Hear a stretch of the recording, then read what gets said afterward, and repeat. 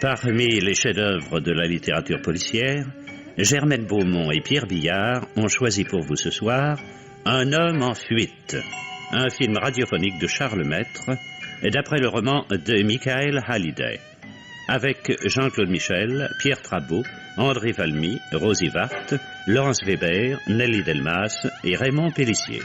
Prise de son Robert Borel. Bruitage Jean Berriac.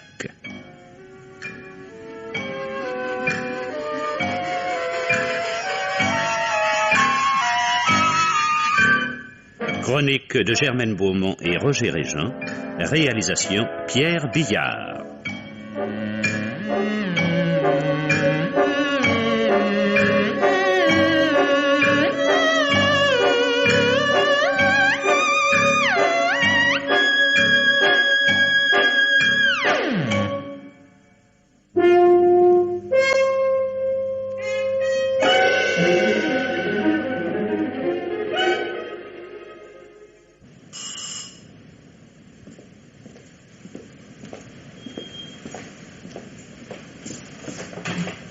Myriam!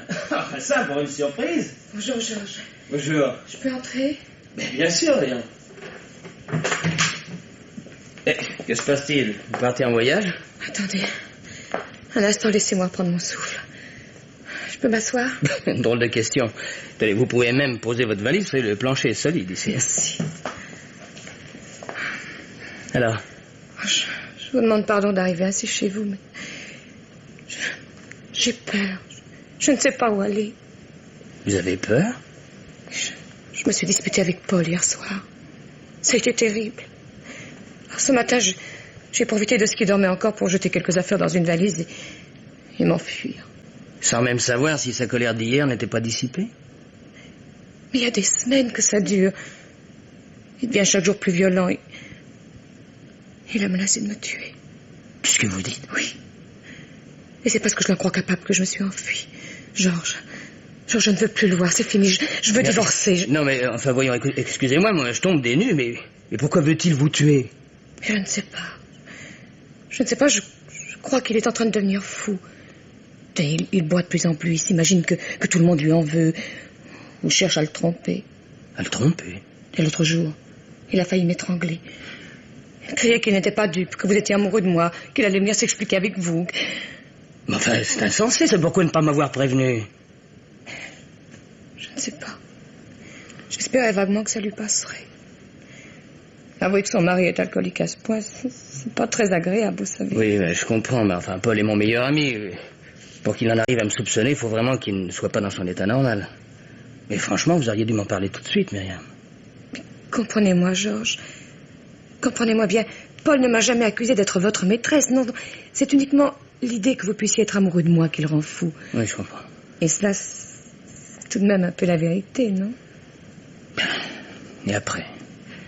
Paul et moi, nous avons fait votre connaissance le même jour, et nous sommes tombés tous les deux amoureux de vous. Bon, seulement, depuis 2 ans que vous êtes mariés, nous n'en sommes pas moins restés les meilleurs amis du monde.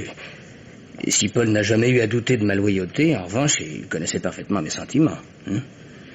Donc je vois pas très bien en quoi vous pouviez craindre une explication. Oui. Oui, sans doute avez-vous raison. Il est tellement violent qu'il a fini par me faire perdre la tête. Et maintenant? Croyez-vous vraiment que la fuite soit une solution? Je ne sais. Que puis-je faire d'autre? Laisser empirer les choses et attendre qu'il me tue. Oh, vous n'avez pas l'air d'y croire. Mais je vous assure qu'il en est capable. Admettons qu'il ait besoin d'être soigné. Ce n'est pas en l'abandonnant que vous lui ferez accepter cette idée. Je lui en ai parlé une fois. Il est devenu comme fou. Il est allé raconter partout que je voulais le faire enfermer. Oh, d'ailleurs, c'est au point qu'il finira par perdre sa place. Il en est déjà à son 2e avertissement, vous vous rendez compte? Oui, mais écoutez, Myriam, je ne pourrais pas voir Paul ce matin. J'ai un client que je ne peux absolument pas remettre. Vous allez vous installer ici et ne pas bouger, hein? Moi, je vais tâcher de prévenir Paul et je le verrai en début de l'après-midi. Mais si vous lui dites que je suis ici... Non, mais écoutez, je lui dirai que vous êtes réfugié dans un hôtel, que vous m'avez téléphoné. Oui, c'est ça. D'ailleurs, je vais m'occuper de vous trouver une chambre. Si vous ne rentrez pas tout de suite, vous ne pouvez pas rester ici. Alors mieux vaut ne pas lui donner prétexte à se monter la tête. Oui, je ferai ce que vous voudrez, mais à une condition. Je ne veux pas voir Paul. Et ici ou ailleurs, je ne veux pas qu'il sache où je suis. Je ne ferai rien sans vous en parler, vous avez ma parole. Alors Merci. maintenant, moi, à votre place, je m'installerai dans la chambre d'amis, hein, et j'essaierai de me reposer un peu. Alors, pour le déjeuner, vous trouverez ce qu'il faut dans le frigidaire. Alors, surtout, ne répondez pas au téléphone et n'ouvrez à personne, hein, parce que j'ai la clé. Nous sommes d'accord? Oui. Oui, merci, Georges. Je suis désolée de vous ennuyer ainsi. Ah, ne soyez pas stupide, voyez-vous. Mais tout ce que je regrette, c'est que vous n'ayez pas compté plus tôt avec mon amitié. À tout à l'heure, Myriam. À tout à l'heure.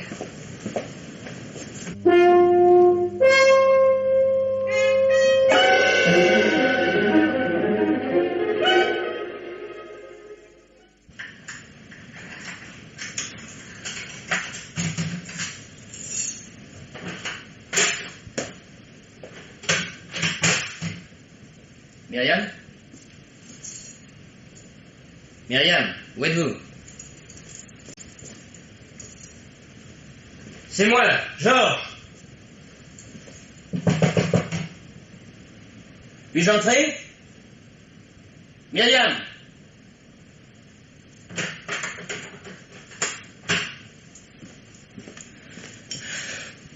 Mon Dieu.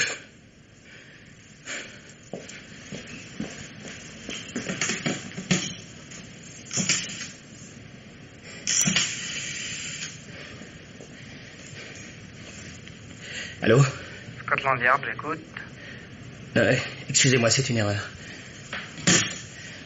Non, pas la police.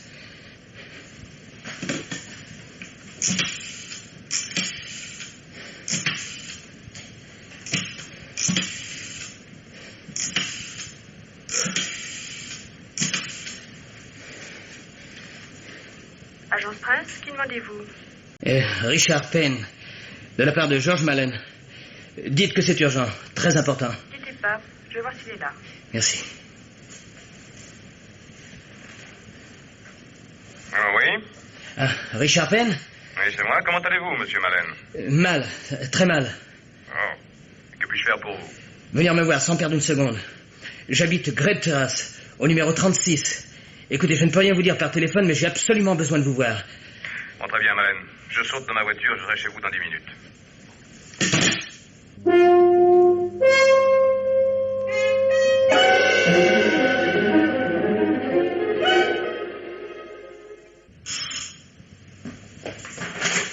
Merci d'être venu aussi vite, Penn. Allez, entrez. Eh bien, que se passe-t-il? Je suis heureux de vous revoir, mais vous avez une drôle de tête. Des ennuis? Des ennuis, ça serait peu dire. Diable, auriez-vous fait quelques bêtises? Venez, vous allez voir.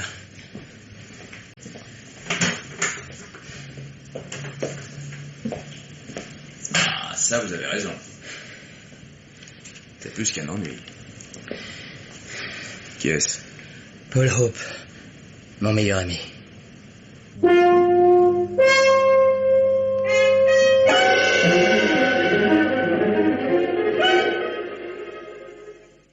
Écoutez, Malen, je ne sais pas si vous m'avez dit toute la vérité, mais je peux vous garantir que la police ne se contentera pas d'un pareil récit.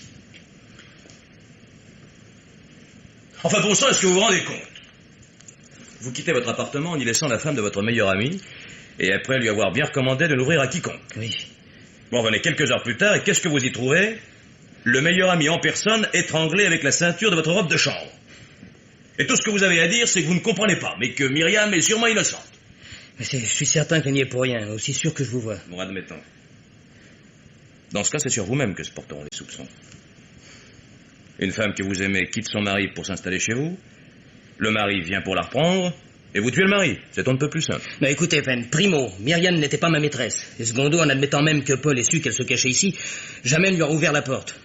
Cela dit, je devine aussi bien que vous les réactions de la police, mais je m'en fiche éperdument. Si j'avais voulu prévenir le Yard, je n'avais pas besoin de votre intermédiaire. Mais qu'est-ce que vous attendez de moi, alors que je vous débarrasse du cadavre, peut-être? Je veux que vous retrouviez Myriam. Pour l'instant, c'est la seule chose qui m'intéresse. Elle est peut-être en danger et nous perdons du temps. Vous êtes splendide. Quand j'aurai lancé les 3 ou 4 hommes de mon agent sur les traces d'une jeune femme blonde portant une valise, nous serons bien avancés.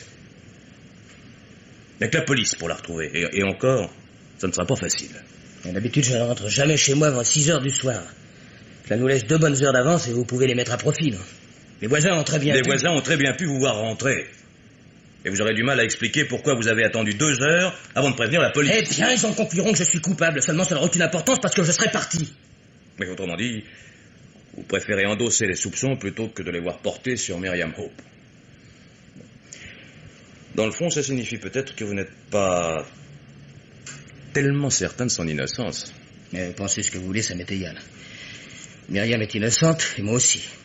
Mais j'ai pas l'intention... Attendez. Non. Laissez ce téléphone. Écartez-vous un peu. Comme vous voudrez, Malène. Alors oui. Allô? C'est vous, Georges? Oui, bien sûr. Qui voulez-vous que ce soit? Pourquoi êtes-vous parti? Où êtes-vous? Vous êtes seul? Oui, pourquoi? Je suis à la gare de Paddington. Je pars pour le camp de Medley dans le pays de Galles. Si vous pouviez me rejoindre pour un jour ou 2, je vous expliquerai. Mais enfin, pourquoi ce départ? Non, Georges, non, pas maintenant. Venez me rejoindre si vous le pouvez. En attendant, merci pour tout. Vous avez été très chic. Myriam, attendez. Est-ce que Paul est venu ici pendant que vous y étiez? Non? Pourquoi? Vous lui avez dit où j'étais? Non, je n'ai pas pu le joindre. Non, surtout lui dites pas que je vais à Medley. Je compte sur vous, Georges. Au revoir. Non, mais attendez, Myriam.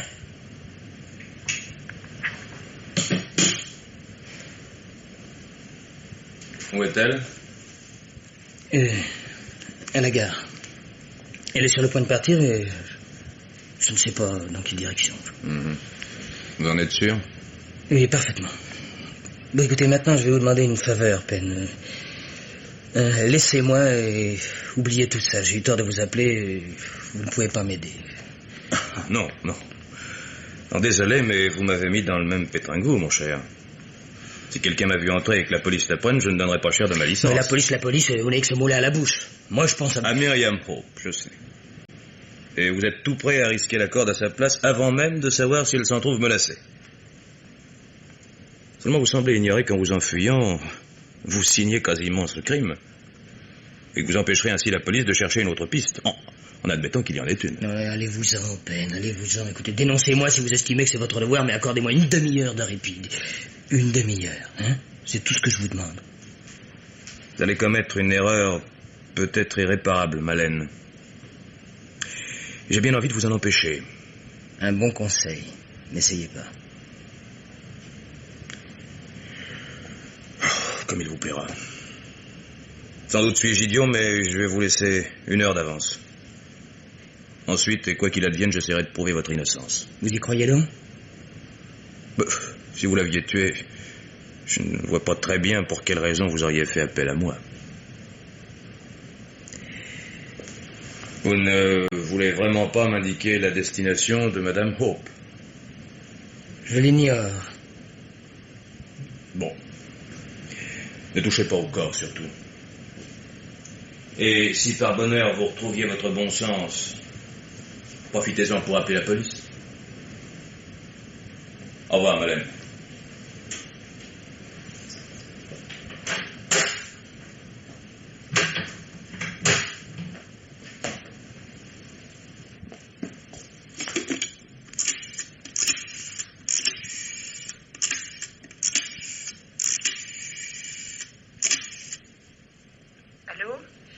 Allô, Betty? Oui? C'est Malène à l'appareil. Écoutez-moi bien, je suis pressé. Combien d'argent avez-vous au bureau? C'est peu, monsieur. Je comptais justement vous demander un chèque pour la petite caisse. Je vous en apporterai un tout à l'heure. Hein. Combien avez-vous?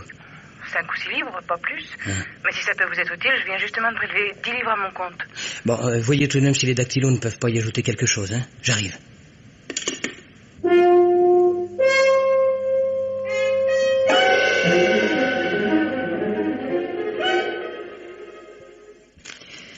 « 22 livres, monsieur Malène, c'est tout ce que j'ai pu réunir. » Tant pis. Merci, je m'en contenterai. Tenez, voici 3 chèques en blanc que je vous ai préparés. Mais il est possible que je reste absent quelques jours. Mais, monsieur, vous avez rendez-vous demain avec les Thornley. S'ils ne vous trouvent pas là, ils sont capables d'annuler leur commande. Eh bien, tâchez de vous débrouiller avec eux, Betty. Et au besoin, dites-leur que je suis d'accord pour une réduction de 5%. Hein, je vous fais confiance. Vous êtes bien bon, mais ça, je vous garantis rien. Les frères Thornley ne sont pas des clients faciles. Où puis-je vous joindre en cas d'urgence? Nulle part, c'est moi qui vous appellerai. Enfin, monsieur, Qu'est-ce qui se passe? Rien de grave, j'espère. Mais non, je vous expliquerai plus tard, ne vous inquiétez pas pour ça. Hein. Pardonnez-moi, monsieur, je me mêle sans doute de ce qui ne me regarde pas, mais j'ai l'impression que vous avez des ennuis. J'aimerais vous aider.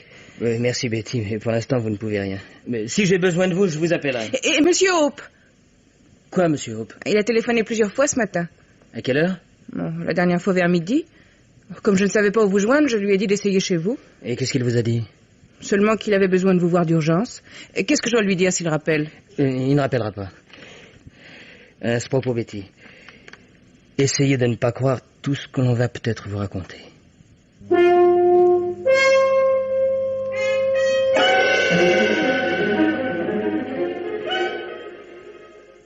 Prenez garde, monsieur Payne. Si la suspension de votre licence ne suffit pas, je peux aussi vous faire arrêter. Désolé, inspecteur Bennett, mais je vous ai vraiment dit tout ce que je sais. Oh, d'autres, mon cher. Et d'abord, comment se fait-il que Mallène se soit adressé à vous? Il est de vos amis? Oh, même pas, non. Nous nous sommes rencontrés 2 ou 3 fois et nous avions sympathisé, c'est tout. Ah, vous m'étonnez, monsieur Payne. Risquer votre liberté et la vie de votre agence pour une vague relation, ça me paraît tout à fait contraire à vos habitudes. Je suis un homme plutôt prudent, c'est vrai. Mais c'est bien là la preuve que je crois à l'innocence de Mallène, non? Oui, mais ça, je n'ai que faire de ce que vous croyez. Et de plus, j'admire votre belle confiance. Comment un homme vous téléphone, qu'il y a un cadavre chez lui, qu'il est innocent, et qu'il doit partir sans pouvoir s'expliquer. Et là-dessus, monsieur Richard Payne se met au travail et jure les grands dieux que son client est innocent. Est-ce que vous allez vous payer ma tête encore longtemps, monsieur Payne? Je vous donne ma parole que je ne sais même pas dans quelle direction il est parti. Et je vous certifie qu'il est parti seul. Donc, vous l'avez vu. Et vous lui avez laissé le temps de filer. Il m'a téléphoné. Je vois. Et c'est par téléphone que vous avez acquis la certitude qu'il était seul. Non, je suis désolé, monsieur Payne, mais je vais être obligé de vous garder à disposition. Ah, motif? Entrave aux recherches de la police. Et si ça ne suffit pas, je trouverai autre chose. Très bien, vous êtes le plus fort. Je vais vous dire la seule chose que je ne vous ai pas encore dite. Seulement, je vous préviens que ça ne vous avancera guère et que je ne sais vraiment rien d'autre. Je vous écoute. Myriam Hope s'est enfuie du domicile conjugal ce matin de bonne heure. Et Mallène s'est lancé à sa recherche parce qu'il craint que son départ ne la fasse accuser. Pourquoi s'est-elle enfuie? Oh, son mari l'avait menacée. Elle avait peur. Ouais. En somme, elle avait tellement peur qu'elle a demandé à son amant de prendre les devants. Car enfin, je ne sais pas si Paul Hope était une brute menaçante, mais c'est tout de même lui qui est mort, non? Vous voyez bien que Mallène a eu raison de s'enfuir. S'il ne l'avait pas fait, il serait déjà sous les verrous. Mais oui, j'ai entendu. Nous autres à Scotland Yard, nous avons des idées courtes et la vue basse. Mais puisque vous êtes si malin, offrez-moi donc une autre explication, monsieur Payne. Pour l'instant, j'en serais bien incapable. Seulement, je crois à l'innocence de Mallène. Et je vais orienter mes recherches en conséquence. Parce que, voyez-vous, monsieur l'inspecteur, Mallène n'est tout de même pas un imbécile. Et s'il avait choisi de tuer son ami, je pense qu'il aurait trouvé moyen de le faire ailleurs que chez lui. C'est possible. N'empêche qu'il se conduit comme un coupable et m'oblige à le faire rechercher comme tel. Demain, sa photo sera dans tous les journaux. Et je vous fiche mon billet qu'il ne courra pas longtemps. Là-dessus, vous pouvez disposer. Mais je vous interdis de quitter Londres.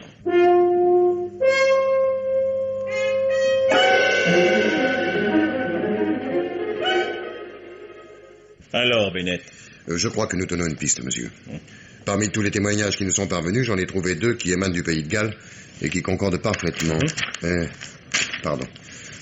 Voilà, le premier vient d'un contrôleur du train de Cardiff. Ce matin, à l'aube, il a voulu prévenir un voyageur qui descendait à Shrewsbury, alors que son billet était pour Medley, la station suivante. L'homme n'a pas répondu et le contrôleur s'est contenté de hocher les épaules. Seulement, quelques heures plus tard, en dépliant son journal, il a reconnu son voyageur dans le portrait de George Mallène. Il a aussitôt prévenu la police et 2 heures après, celle-ci retrouvait un chauffeur de camion qui a transporté un homme de Shrewsbury aux environs de Medley. Le chauffeur n'a pas formellement reconnu Mallène, mais les policiers pensent qu'il n'a pas voulu se compromettre. Enfin, quoi qu'il en soit, j'ai fait alerter les polices de toute la région et des barrages sont en place. Bien. Est-ce tout? Pas tout à fait, monsieur. J'ai peut-être une idée concernant la destination de Mallène. Medley est un petit pays, Mais il y a tout à côté un immense camp de vacances, 200 chalets, tout équipés, une douzaine de grands hôtels. En cette saison, il doit bien y avoir là-bas, je sais pas, moi, 2 ou 3 000 personnes. Et ça me paraît un endroit idéal pour passer inaperçu. Vous pensez à Malène ou à Myriam Hope? Aux deux. Aux deux. Penn ne m'a peut-être pas dit toute la vérité, mais je ne pense pas qu'il m'ait menti sur ce point. Pour une raison ou pour une autre, Malène est à la recherche de cette femme. Le seul ennui, c'est qu'elle a dû s'inscrire là-bas sous un faux nom et que nous ne possédons pas sa photographie. Et l'assassinat de son mari est à la première page de tous les journaux. Alors si elle ne se manifeste pas, c'est évidemment qu'elle y est pour quelque chose. Oui. À moins qu'elle ne lise pas les journaux. Vous comptez vous rendre à Medley? Peut-être ne sera-ce pas nécessaire, monsieur. Ça dépendra de... Ah. Allô? Oui. Oui, ne quittez pas. Non. Pour vous, Bennett. Pardon, monsieur. Merci. Allô? Oui? 5 000 livres? Diable. Quoi? Oui, c'est bon, ne bougez pas, j'arrive. Mes hommes viennent de trouver 5 000 livres cachés sous un plancher chez Malène. Et tous les billets font partie des 30 000 livres qui ont été volés il y a 3 mois à la banque Midpro.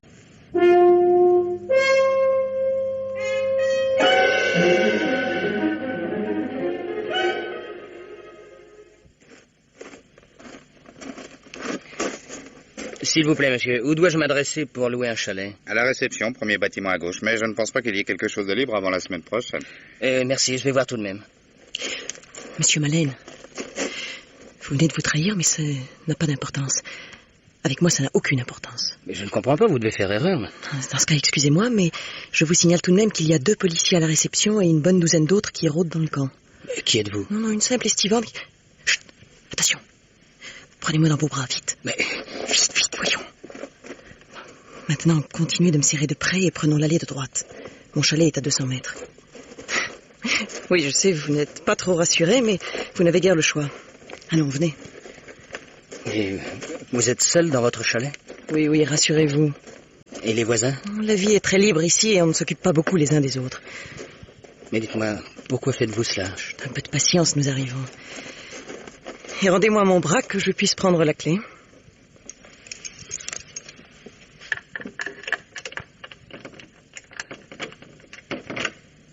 Entrez. Non, là c'est la cuisine. Par ici. Bien. Et maintenant, mademoiselle? Madame Veuve Linley. Mais vous pouvez m'appeler Kay, je préfère. Et je vous répète que vous n'avez rien à craindre de moi. Comment m'avez-vous reconnu? Votre photo dans le journal. Bien que vous soyez plutôt mal rasée, elle est très ressemblante. Vous ne voulez pas vous asseoir? Au point où j'en suis. Peut-être avez-vous faim, non? Non, merci. Bon, par contre, si vous aviez une cigarette... Ah, oui. Tenez, gardez le paquet. Merci. J'irai en chercher d'autres tout à l'heure. Que dit-on de moi dans le journal? Oui, je n'ai pas osé l'acheter. Que vous êtes fortement soupçonné d'avoir assassiné Paul Hope. Mais j'ai l'impression qu'ils n'ont aucune preuve et que leur conviction vient surtout de votre fuite. Hope était mon meilleur ami et je ne sais pas qui l'a tué.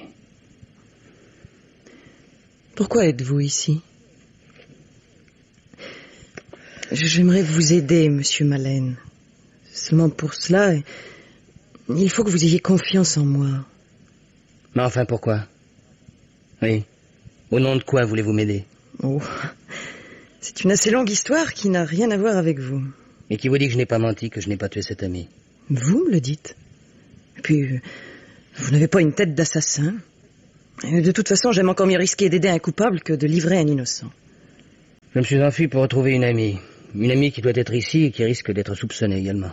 Myriam Hope, n'est-ce pas? Le journal insinue qu'elle est votre maîtresse. Non, elle n'a jamais été ma maîtresse. Vous êtes certain qu'elle est ici? Certain, non, mais je pense que oui. Seulement, elle a dû s'inscrire sous un faux nom, et c'est un détail auquel je n'ai songé que cette nuit dans le train. Si je pouvais me promener dans le camp, ce serait facile, mais malheureusement, il n'en est plus question. Je me demande comment ils ont pu retrouver ma trace aussi rapidement. Est-ce que vous avez une photographie de Myriam Hope? Oui, pourquoi? Je suis assez bien avec l'un des gardiens. Je pourrais toujours essayer de le questionner. Et sous quel prétexte? Oh, pour ça, ne vous inquiétez pas, je trouverai une histoire. Donnez-moi la photo. Tenez.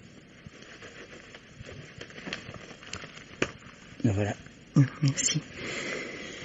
Je vais aller faire quelques courses et tenter de me renseigner.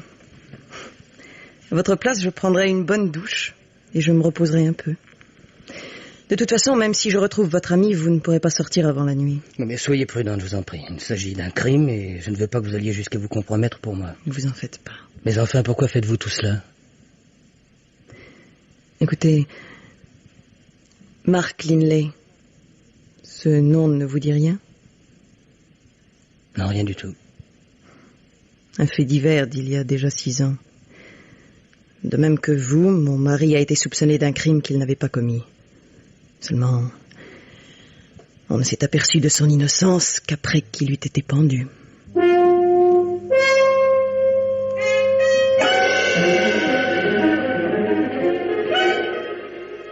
Quelle heure est-il?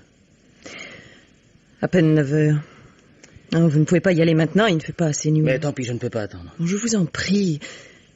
Laissez-moi éteindre d'abord et attendez encore un peu, il y a des policiers partout. Mais je passerai derrière les chalets, il n'y a pas grand risque de toute manière. Bonsoir, Kay. Bonsoir, Christine. Vous connaissez la nouvelle? La police recherche un assassin qui se cacherait dans le camp. On nous recommande de ne pas sortir seul. Merci de me prévenir. Mais je ne compte pas sortir.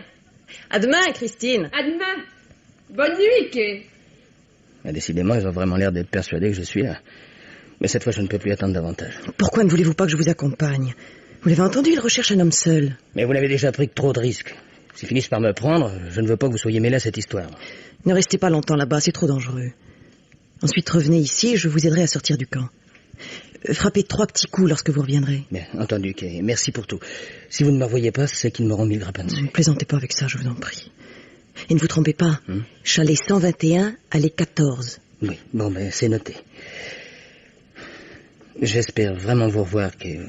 Vous êtes une femme étonnante. Et nous reverrons, c'est promis. Bonne chance, Georges.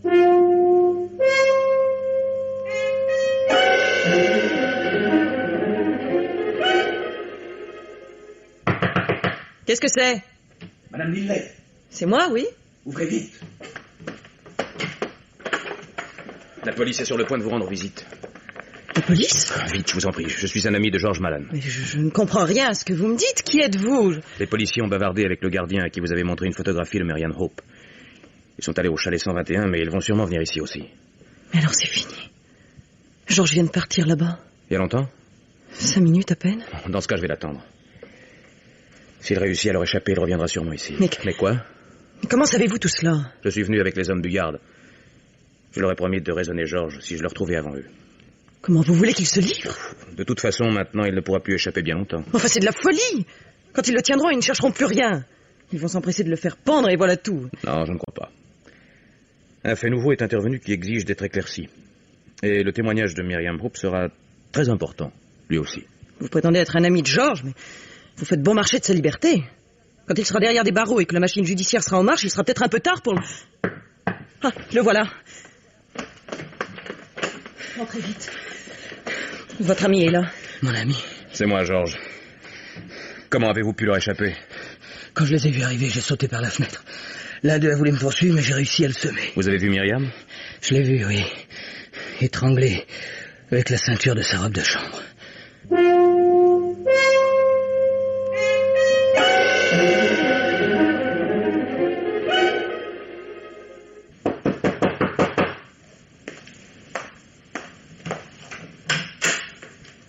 Monsieur? Mademoiselle Betty Willis. Oui? Richard Penn. Je suis un ami de Monsieur Malan. Puis-je entrer un instant? C'est que j'allais partir, je devrais déjà être au bureau. Si vous le permettez, je crois que vous pouvez être beaucoup plus utile ici. Entrez. Que voulez-vous dire, Monsieur Penn? Vous avez lu les journaux, je suppose. Oh, même sans ça, je serais au courant. Les policiers sont déjà venus 2 fois au bureau. Que leur avez-vous dit? Que je ne savais rien, ce qu'est la vérité. Et aussi que mon patron n'est certainement pas un assassin. Mais ils ne sont pas venus ici? Vous n'avez pas été suivi? Non, pourquoi? Vous venez de me dire que vous ne croyez pas à la culpabilité de votre patron. Seriez-vous prête à l'aider? Et au besoin à prendre quelques risques? Oui, je ne vois pas très bien ce que je pourrais faire, mais je suis à votre disposition. Parfait. Seulement, je dois vous prévenir que le risque est sans doute plus grand que vous ne l'imaginez. Oui, depuis la nuit dernière, George est recherché pour 2 meurtres. Pour 2 meurtres? Myriam Hope a été étranglée de la même façon que son mari. Et alors que George se trouvait de nouveau sur les lieux. Mon Dieu, ils l'ont arrêté? Non, j'ai réussi à lui faire passer les barrages dans le coffre de ma voiture. Il est là, sur le palier. Mais c'est idiot, voyons. Si quelqu'un arrivait, mais dites-lui d'entrer, vite. Venez, George. Bonjour, Betty. Bonjour, monsieur Mallon. Mais avant toute chose, Betty, je voudrais vous remercier. Non, pas maintenant, le temps presse. Betty ne vous croit pas coupable et elle est prête à nous aider. Pour les explications, nous verrons plus tard. Est-ce que vous savez conduire, mademoiselle? Oui. Bon. Ma voiture est restée devant la porte. La police me recherche également. C'est d'ailleurs pourquoi je ne pouvais emmener George chez moi. Vous allez la prendre? Oui. Et la laisser n'importe où dans le centre de Londres. Bien. Ensuite, vous irez au bureau sans perdre une seconde. Si jamais les policiers s'apercevaient de votre absence, ils seraient capables de venir directement ici. Vous ne revenez que ce soir, et vous vous assurez bien que vous n'êtes pas suivi. Oui. Tenez. Voici les clés de ma voiture. Bon. Est-ce que c'est tout ce que je peux faire? C'est déjà énorme, croyez-moi. Et surtout, ne téléphonez pas. Les lignes sont certainement surveillées. Très bien, alors... à ce soir, je rapporterai de quoi dîner. Je suis navré de vous imposer tant de risques, Betty. Je ne sais pas comment vous remercier. Mais... Oh, vous m'en remercierez plus tard, monsieur, lorsque tout ça sera terminé. Oh, j'y pense, mademoiselle. Je vais sans doute devoir sortir. Vous n'avez pas une seconde clé de l'appartement? Dans le tiroir de la table, à la cuisine. Très bien, merci. À ce soir, mademoiselle. À ce soir. Eh bien, dans votre malheur, vous pouvez dire que vous avez de la chance. Et qu'en pareille circonstance, on ne trouve pas toujours des amis aussi fidèles. J'ai bien peur que toute l'amitié du monde ne puisse me tirer du pétrin où je me suis fourré. Si je m'étais pas enfui, ce deuxième crime m'aurait innocenté presque à coup sûr. Qui sait? Peut-être n'a-t-on assassiné Myriam que parce que vous étiez sur place. Et pour vous enfoncer un peu plus. Non, je vous en prie, Penn. Si je le croyais, je sais pas ce que je ferais. D'ailleurs, c'est une hypothèse qui ne tient pas. Pourquoi? Personne ne pouvait savoir que j'irais à Medley. Même à vous, j'avais refusé de le dire. Oui, mais Myriam a très bien pu en parler, elle. Mais à qui? Ah, ça. Ouais, quand nous pourrons répondre à cette question, nous ne serons peut-être pas loin de la vérité. Seulement, pour y parvenir, il faut que nous éclaircissions certains points. Et à propos de Myriam, précisément. À propos de Myriam, je comprends pas. Vous allez comprendre, mais je vous préviens que la surprise sera désagréable. Si je ne vous en ai pas parlé cette nuit, c'est que vous étiez déjà suffisamment secoué. On sait au point où j'en suis, la précaution était superflue. Eh bien, dans ce cas, sachez que la police a perquisitionné chez vous. Et alors? Eh bien, alors, elle a découvert, sous le plancher de votre chambre, une somme de 5000 livres. Qu'est-ce que vous dites? En billets de 10 livres, mon cher. Et tous volés à la banque Mid-Pro. Non. Vous connaissez? Oui, bien sûr. C'est la banque où Paul travaillait. Mais si vous croyez que Paul est... Moi, pour l'instant, je ne crois rien. Sinon que quelqu'un a déposé ses billets chez vous, et apparemment sans avoir besoin de fracturer à votre porte. Qu'est-ce que vous voulez dire? Le vol de la banque Mid-Pro a eu lieu il y a plus de 3 mois, mais je doute que ces 5000 livres soient chez vous depuis ce temps-là. Mais je m'en serais aperçu quand même. Vous m'avez bien dit que Myriam était arrivée avec une valise, non? Écoutez, Penn, vous êtes bien gentil, mais vous déraillez complètement alors. Complètement. Si vous avez l'intention d'accuser mes amis de quoi que ce soit... Ils sont morts, George. Morts. Et si vous ne voulez pas être pendu pour les avoir tués, nous ne devons rien négliger. D'ailleurs... Oui? Je crains fort que vous n'ayez à réviser votre jugement sur eux. La banque, Paul Hope, cet argent chez vous... Tout ça ne peut être le fait de simples coïncidences. Oui. Mais vous avez peut-être raison. Tout ça est effrayant. Cigarette? Non, merci. Alors qu'il est, la police doit penser que vous étiez complice du vol. Dès que vous avez tué pour éviter de partager, par exemple.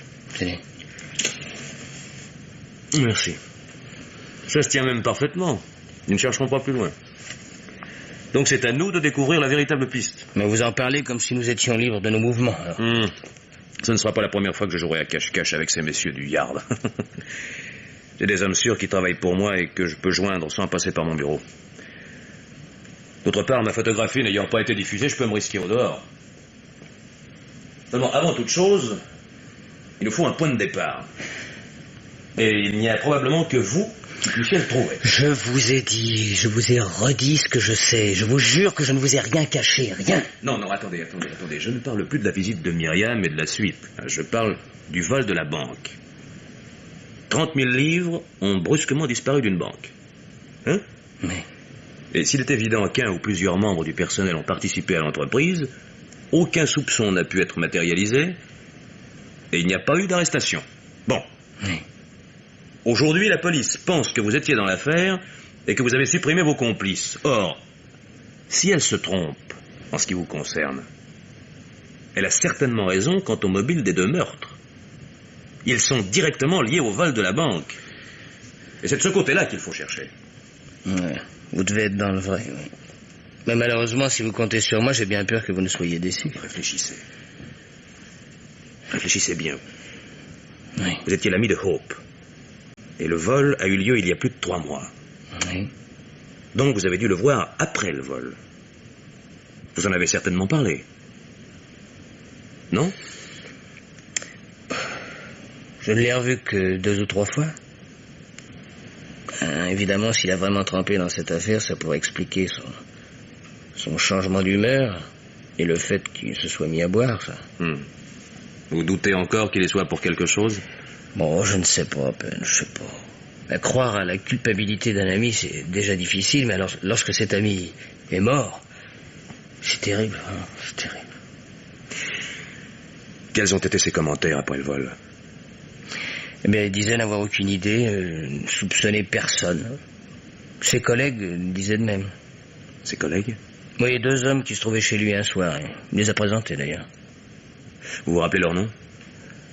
Ah non, pas du tout. Mais vous pourriez les reconnaître. Ah oui, ça, je pense. Bon, je vais descendre téléphoner d'une cabine publique. Si ces 2 hommes étaient les complices de Hope, nous tenons peut-être le bon bout. Ouais, franchement, Ben, je vois pas très bien ce que vous espérez. Pourtant simple. Les employés de la banque qui ont participé au vol doivent y travailler encore. Car ils n'auraient pu quitter leurs emplois sans éveiller les soupçons. Bon, maintenant, supposez que l'un d'eux ait été absent hier. Cela pourrait signifier qu'il était à Medley et qu'il a profité de votre présence pour supprimer Myriam. Mais c'est insensé, voyons quoi. En admettant que Myriam ait voulu me tendre un piège, ce que je me refuse d'ailleurs à admettre, elle n'aurait tout de même pas été jusqu'à se laisser étrangler pour me compromettre. Non, évidemment non. Seulement, celui qui a conçu cette machination avait sans doute négligé de lui révéler ce dernier détail.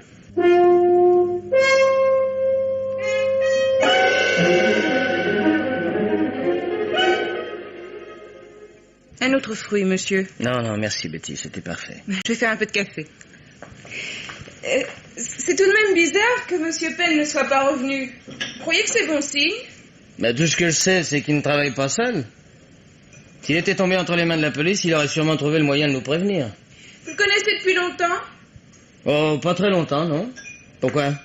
Je sais pas. S'il n'est pas vraiment votre ami, je trouve qu'il prend beaucoup de risques. Mais ça fait un peu partie de son travail. Il est détective privé. Ah bon, je savais pas. En somme, vous seriez plutôt son client. Oui. Et s'il parvient à me tirer d'affaire, je vous jure que je ne rechignerai pas devant l'addition. Oui, bien sûr. Comment a-t-il su que vous étiez à Medley? Par la police.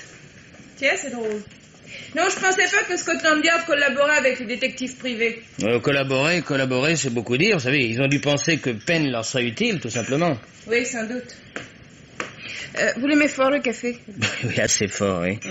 Comme de toute façon, je ne dormirai pas, autant en profiter. Oh, vous devriez tout de même faire quelque chose, vous savez.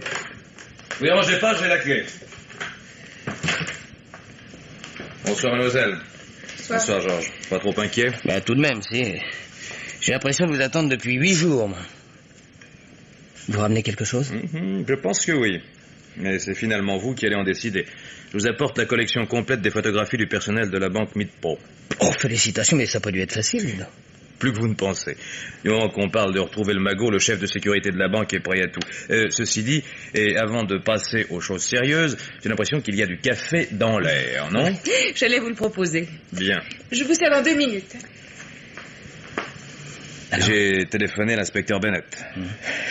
Il m'a promis de me faire inculper de complicité et il m'a annoncé qu'ils avaient arrêté Kay Linley. Kay? Mais pourquoi? Eh bien, ils sont arrivés chez elle tout de suite après notre départ et ils ont mis la main sur la photographie de Myriam Hope, que vous aviez oubliée. Alors ça leur a suffi pour l'arrêter, mais ils n'ont pas encore osé l'inculper. Décidément, je ne porte pas chance à qui tente de me venir en aide.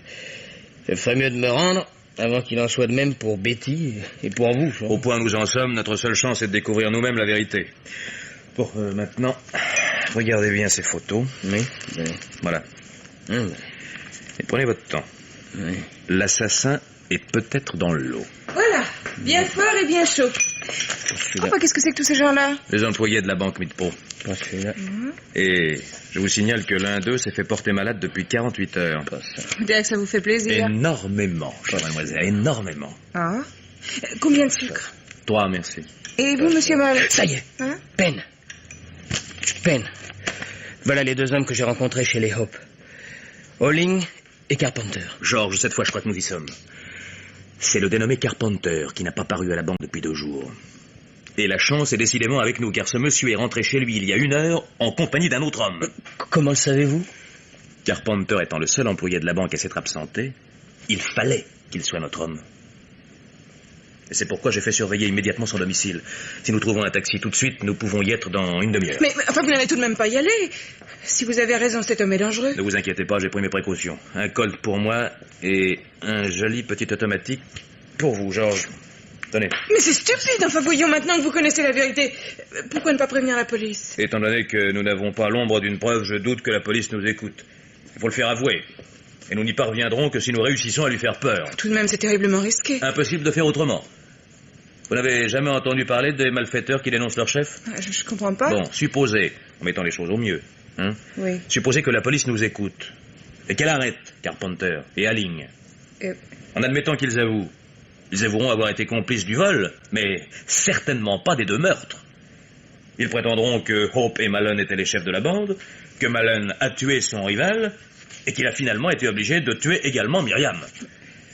Et comme les policiers sont d'ores et déjà persuadés que les choses se sont passées ainsi, on les croira sans peine. Enfin, est-ce qu'on Non, Betty, il a raison. Descendez chercher un taxi, Penn, je passe un veston et je vous suis.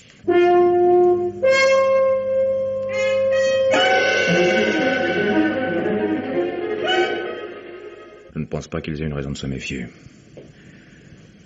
Nous allons tout simplement sonner et leur mettre un revolver sous le nez. Venez.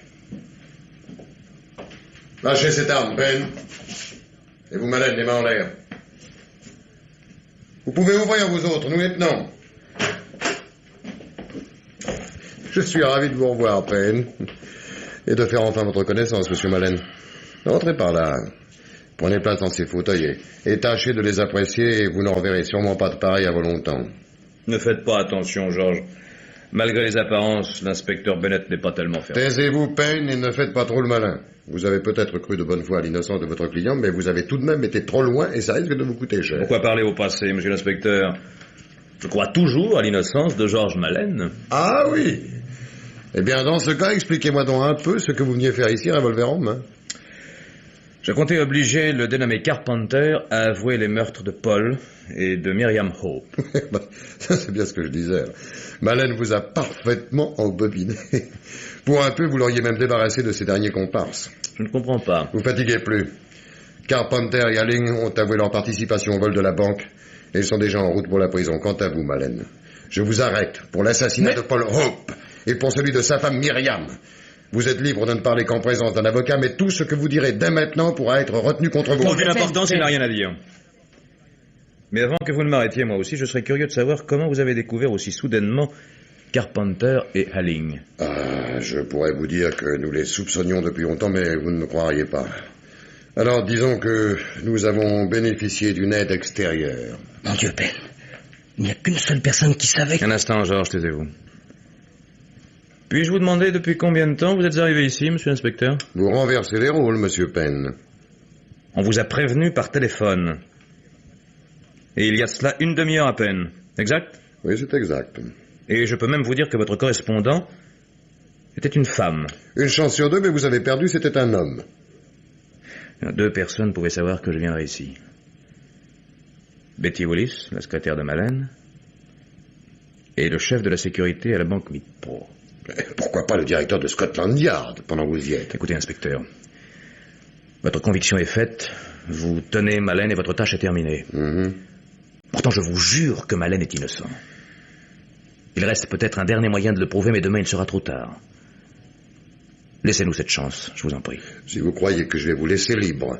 Non, je ne vous en demande pas tant. Vous resterez avec nous, et tenez. Si vous y tenez, vous pouvez même nous passer les menottes. Sergent. Passez-leur les menottes.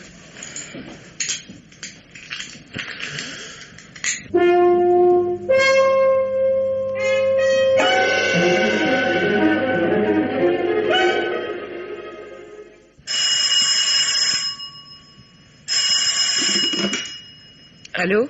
Oui? Allô, Betty? Oui? Ici Malen. La police vient d'arrêter Carpenter. Et elle nous avait tendu un piège. Penn est arrêté. Mais j'ai réussi à m'échapper. Je vous téléphone pour vous prévenir. Il me prévient de quoi? Bien, voilà. Caché sous une fenêtre, j'ai entendu Carpenter donner votre nom, votre adresse. Qu'est-ce que vous dites? Mais c'est impossible, voyons. Oui, je sais, moi je ne comprends pas non plus, mais... Et pourtant c'est ainsi, et les policiers doivent être déjà en route. Alors maintenant, excusez-moi, mais il faut que j'essaie de quitter Londres le plus tôt possible. Hein. Et au revoir, Betty, au revoir.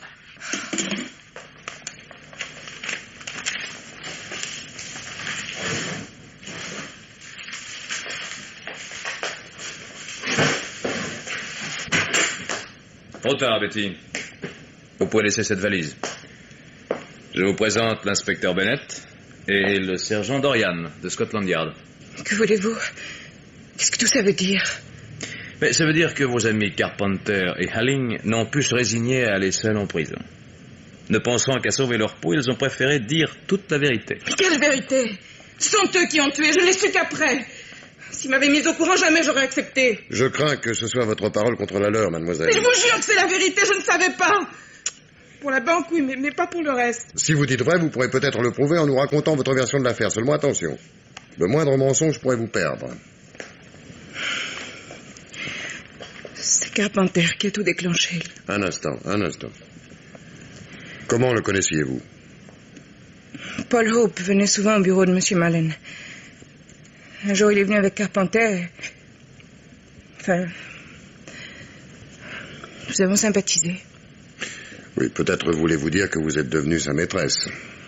Nous devions nous marier, oui. Oui, je vois. Vous disiez donc que Carpenter avait tout déclenché. Il avait falsifié des comptes à la banque pour quelques centaines de livres. Et Paul Hope s'en était aperçu. Au lieu de le dénoncer, Hope a d'abord voulu lui en parler en tête-à-tête. Et c'est alors que Carpenter lui a révélé un plan qu'il avait mis au point pour faire disparaître plusieurs dizaines de milliers de livres. Comme ça, tout à trac. Et Hope a accepté. Il était couvert de dettes. Sa femme menaçait de divorcer. Il a accepté parce que le plan lui a semblé parfait. Avec lui, Carpenter et Halling pour le réaliser, ils étaient pratiquement sûrs de ne pas se faire prendre. Bon. Après? Ils ont donc réussi et l'argent fut caché ici, dans mon appartement. La banque possédant les numéros des billets, ils avaient décidé de ne pas y toucher avant 2 ans et de conserver leurs emplois. Tiens. Autrement dit, ils ont failli agir intelligemment. Qu'est-ce donc qui leur a enlevé cette belle prudence? C'est Paul Hope.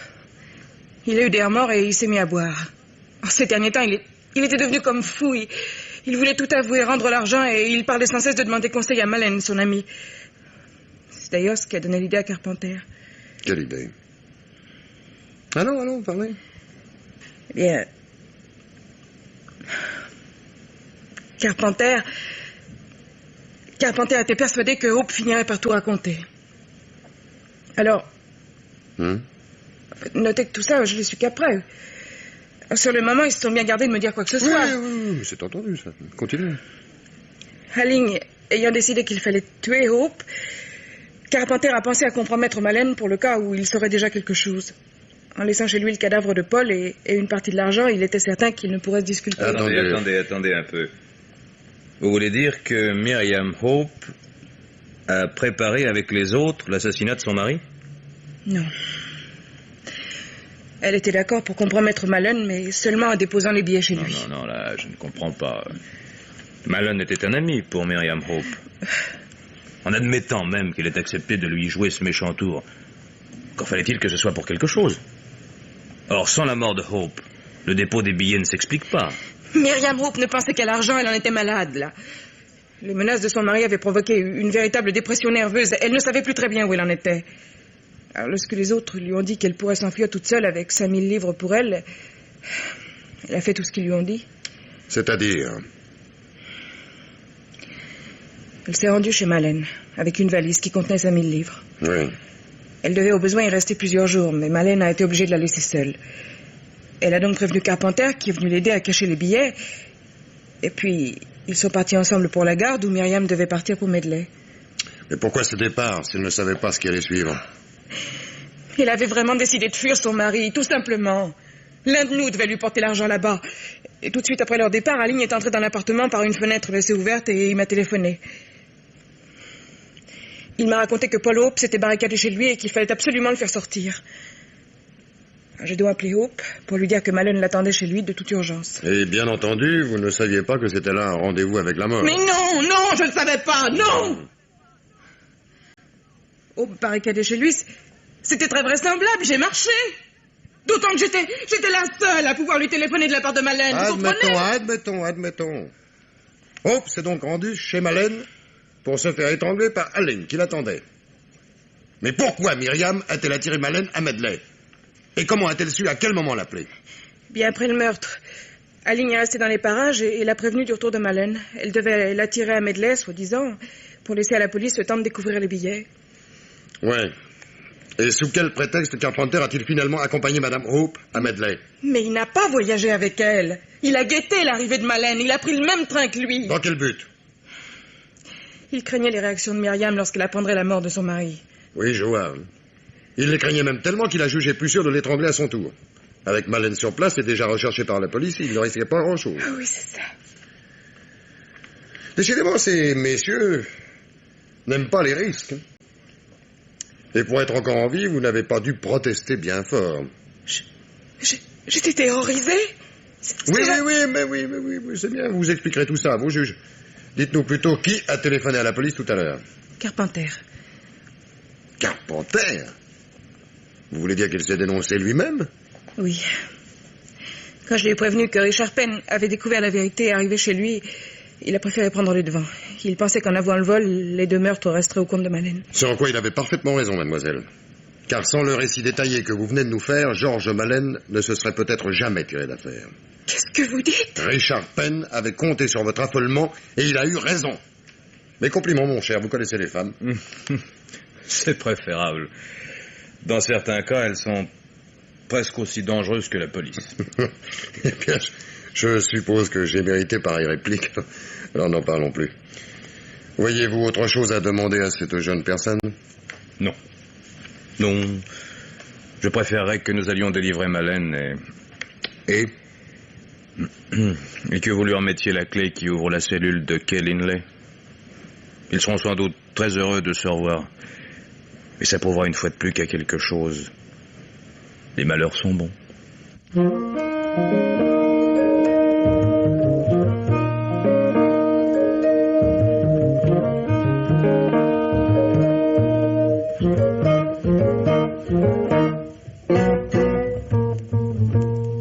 Et maintenant, Germaine Beaumont vous parle du dernier livre qu'elle a lu pour vous. L'éloge d'Edna Cherry, brillante romancière américaine spécialisée dans le récit policier, n'est plus à faire. Et si l'on dit qu'elle se maintient au niveau le plus élevé, on ne peut vraiment rien dire de mieux. Son dernier livre intitulé « Que le meilleur survive » et qui est publié chez Artem Fayard en est la preuve. Il tourne autour du meurtre de Lina Meredith. À dire vrai, cette Lina Meredith ne porte plus légalement ce nom, puisque, en secondes noces, assez longtemps après la mort de son mari, le richissime Amory Meredith, elle a épousé un médecin plus jeune qu'elle, Adam Ince. Or, bien plus qu'un attrait sentimental ou physique, c'est un motif d'ordre philanthropique et social qui les a réunis. Adam Ince est un psychiatre qui s'intéresse au sort des enfants inadaptés. Pour la plupart de ceux-ci, il faudrait trouver des foyers d'adoption où, soustraits à des familles incompréhensives et parfois cruelles, ils retrouveraient leur équilibre mental. Précisément, Lina Meredith, préoccupée des mêmes problèmes, a fondé un village où serait groupé ce genre de foyer. Qui pourrait assassiner une femme aussi bonne? Il faut faire confiance à Edna Sherry pour un dénouement vraiment saisissant. Cet excellent roman intitulé « Que le meilleur survive » est publié chez Artem Fayard dans la collection Pierre Nord, l'aventure criminelle. Roger Régent vous parle du dernier film qu'il a vu. Le meilleur film policier que nous ayons vu au cours de cet été qui va finir, c'est sans doute cette œuvre très intéressante de Basil Dearden, Scotland Yard contre X. Basil Dearden est l'un des meilleurs spécialistes anglais du cinéma policier. Ce n'est pas un très grand metteur en scène, mais c'est un bon metteur en scène. L'un de ses plus grands mérites, surtout, c'est de très bien choisir les scénarios qu'il tourne. Des films comme Opération Scotland Yard et surtout Hold Up à Londres, qu'il réalisa ces dernières années, font appel aux meilleurs sujets du genre. Scotland Yard contre X, qui nous a replongé cet été dans notre vieux Londres du Yard, vaut d'abord par l'ingéniosité et la parfaite construction du sujet. Apparemment, cela ne semble pas très original au départ. Le directeur d'une importante compagnie de navigation, John Brent, est suspect à la police parce que l'on vient de dérober 130 000 livres, plus de 130 millions d'anciens francs, à la compagnie et que le comportement du directeur Brent paraît assez étrange. Celui-ci s'emploie donc à se disculper lui-même et mène son enquête personnelle. Scotland Yard contre X, dont le titre original anglais est Le partenaire secret, et entre parenthèses ce n'est pas un très bon titre, car il en dit trop long. Scotland Yard contre X est joué par l'élégant et séduisant Stewart Granger, Bernard Lee en inspecteur du Yard, Hugh Burden, Lee Montagu et par Aya Hararit, cette jolie vedette israélienne que nous avions découverte dans La colline 24 ne répond plus, et que le rôle d'Esther dans Ben-Hur a depuis mis au premier plan.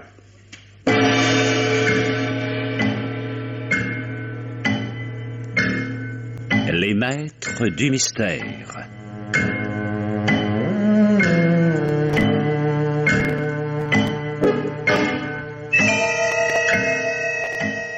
Parmi les chefs-d'œuvre de la littérature policière, Germaine Beaumont et Pierre Billard ont choisi pour vous ce soir Un homme en fuite, un film radiophonique de Charles Maître, d'après le roman de Michael Halliday, avec Jean-Claude Michel, Pierre Trabeau, André Valmy, Rosie Barthes, Laurence Weber, Nelly Delmas et Raymond Pellissier.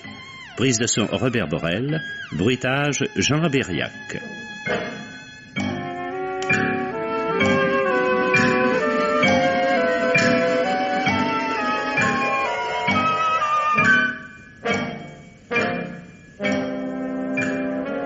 Chronique de Germaine Beaumont et Roger Régent. Réalisation Pierre Billard.